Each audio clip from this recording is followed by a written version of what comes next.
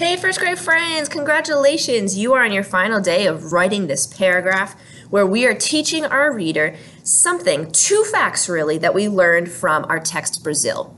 Now you went back and selected one section from the text by using your table of contents, and then you found some facts you thought were interesting. So I went back to my section called Animals, and I learned that parrots and tree frogs or frogs live in the rainforest in Brazil, and that they're really colorful. So we started with our topic sentence to teach our reader tell our reader what we're going to teach them. And then yesterday we wrote 2 or 3 teaching sentences. Let's reread our work to get our brain juices flowing and get ourselves prepared for that closing sentence. I will teach you all about animals in Brazil. One fact is that parrots and frogs live in the rainforest. Parrots, frogs, perfect. Another fact is that these animals are colorful. Perfect.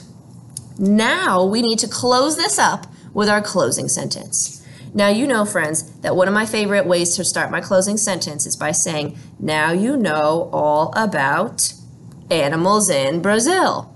If you wrote about celebrations, you'd say, now you know all about celebrations in Brazil, or land in Brazil, whatever it is that you taught your reader about.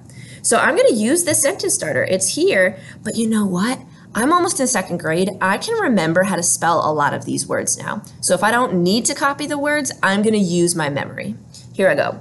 Now you know all about animals in Brazil. Period at the end of my sentence. I remember how to write most of this. Here I go. Now, I know I have to use an uppercase N because it's the first letter in my sentence. Now, you, Y-O-U spells you. Crushing it. No. Oh, I know that's a word with a ghost diagraph at the beginning because Ms. Burns tells me 1,000 times. Now you know all. A-L-L spells all. About. Ooh, I'm going to check that word because that's one that I know I keep spelling incorrectly. Let me see if I can spell it correctly.